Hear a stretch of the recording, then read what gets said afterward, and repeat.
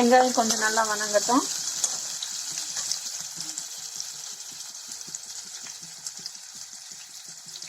ஒரு 5 minutes வணங்கினா போதும்.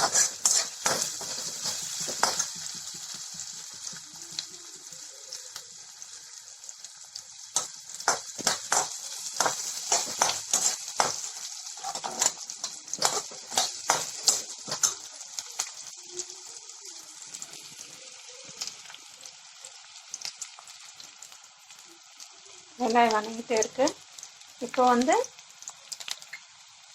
Cauliflower போட்டுக்கலாம். காலிஃப்ளவர், உருளைக்கிழங்கு, பச்சை பட்டாணி,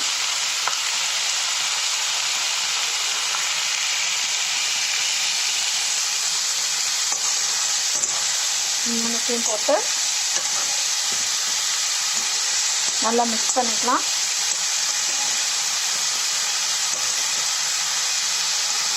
இது ரொம்ப சிம்பிளான விஷயம். இது சமையல் தான். இது நிறைய இதுக்குள்ள மெனக்கிடணும்னு அவசியம் இல்லை. சிம்பிளாக டேஸ்ட்டாக எப்படி செஞ்சு சாப்பிட்றது தான் நம்ம பார்க்குறோம் நம்ம வீடியோவில். வீட்டில் இருக்கிற பொருளை வச்சு எவ்வளோ சிம்பிளாக டேஸ்டியாக செஞ்சு சாப்பிட்லாங்கிறது தான் நம்ம ஒவ்வொரு வீடியோலையும் நான் அப்லோட் பண்ணியிருக்கேன். நான் ஒரு 1/4 ஸ்பூனு மஞ்சள் பொடி,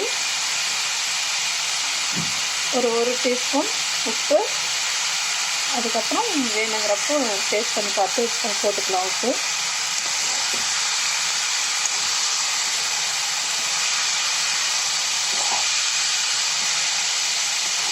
நல்லா மிக்ஸ் பண்ணிக்கோங்க. இந்த கிரேவி வந்து சப்பாத்திக்கு நல்லாயிருக்கும், சாதத்துக்கு கூட சைட் டிஷ் நல்லாயிருக்கும், ரசத்துக்கு வச்சு சாப்பிட்லாம் சைட் டிஷ்ஷாக. ரொம்ப டேஸ்டியான ஒரு ரெசிபி தான் இது. சிம்பிள் அண்ட் வெரி டேஸ்டியான ரெசிபி. இருக்கிற டைமில் கொஞ்சம் டைமில் வந்து எவ்வளோ ஈஸியாக கொஞ்சம் பொருளை வச்சு நம்ம வந்து டேஸ்டியாக எப்படி சாப்பிட்றது தான் நம்ம பார்த்துட்ருக்கோம். ஒரு 5 minutes நல்லா வணக்குதோம்.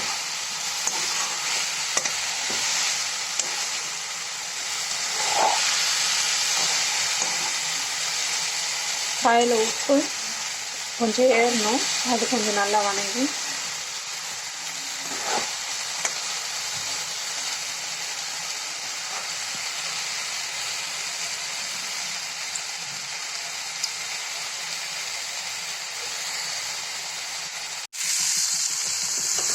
பாருங்க நல்லா வணங்கிட்டு வருது.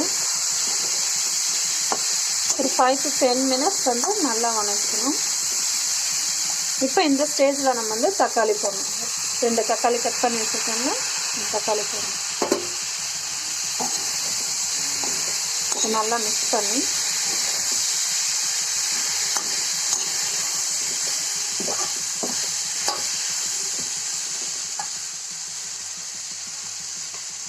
ஒரு 5 minutes வணக்கட்டும்.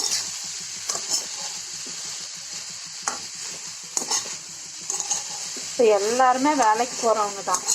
வேலை முடிச்சுட்டு திருப்பி வீட்டுக்கு வந்து சமைக்கணுன்னா ரொம்ப கஷ்டமாக இருக்கும். அந்த டைமில் வந்து இருக்கிற பொருளை வச்சு எவ்வளோ ஈஸியாக கடகடன்னு சமைச்சு போடுறதுன்னு தான் நம்ம பார்க்குறோம்.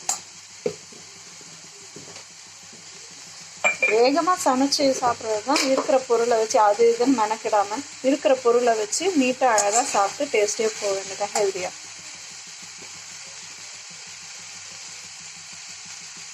இப்போ 1 ஸ்பூன் மிளகாப்பொடி போடுறேன். நான் வீட்டில் குழம்பு மிளகாப்பொடி தான் போடுறேன்.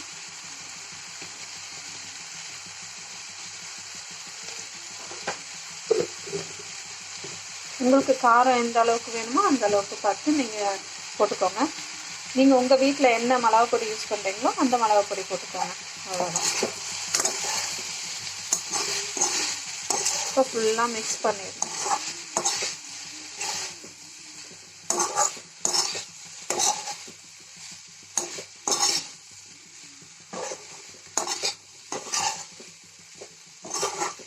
பாருங்க அதுக்குள்ளே ஆயிடுச்சு பாருங்க. அவ்வளோ ஒன்றும் நம்ம மெனக்கிடவே இல்லை.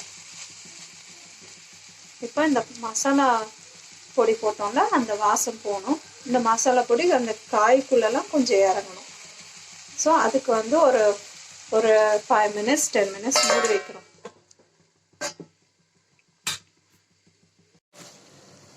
பாருங்க நல்லா வணங்கி வந்துருக்கு பாருங்க. இப்போ இன்னும் கொஞ்சம் வந்து ஒரு 1/2 glass தண்ணி ஊற்றிக்கலாம் நம்ம.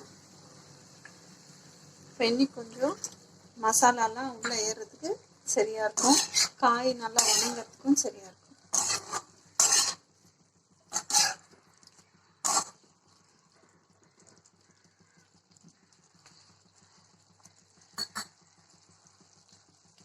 ஒரு 5 minutes க்ளோஸ் பண்ணி வச்சுக்கலாம்.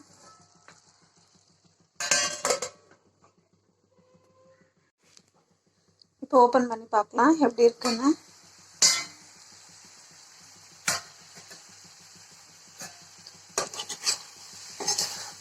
தண்ணியெல்லாம் நல்லா அப்சர்வ் ஆயிடுச்சு பாருங்க.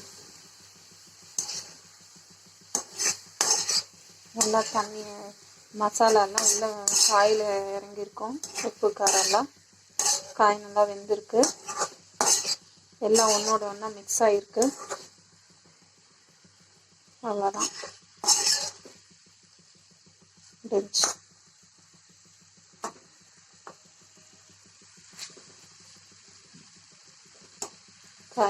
காய் வெந்திருக்கு. அவ்வளோதான் ஃபினிஷ்.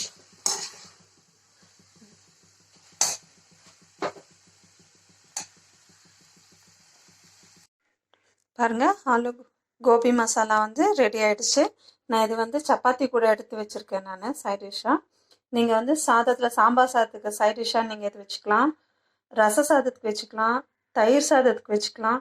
எல்லாத்துக்குமே வந்து இந்த சைட் டிஷ் வந்து ரொம்ப ஆப்டாக இருக்கும். ரொம்ப ருசியான கொஞ்சம் பொருளை வச்சு இருக்கிற பொருளை வச்சு வீட்டில் எவ்வளோ ருசியாக கொஞ்சம் டைமிங்கில் இப்படி சமைச்சு சாப்பிட்றதுன்னு தான் நம்ம பார்த்தோம். Thank you friends. திருப்பி இன்னொரு வீடியோ நல்ல வீடியோவில் உங்களை பார்க்கலாம். பாய். லைக் பண்ணுங்கள், சப்ஸ்கிரைப் பண்ணுங்கள், கமெண்ட் பண்ணுங்கள், ஷேர் பண்ணுங்கள்.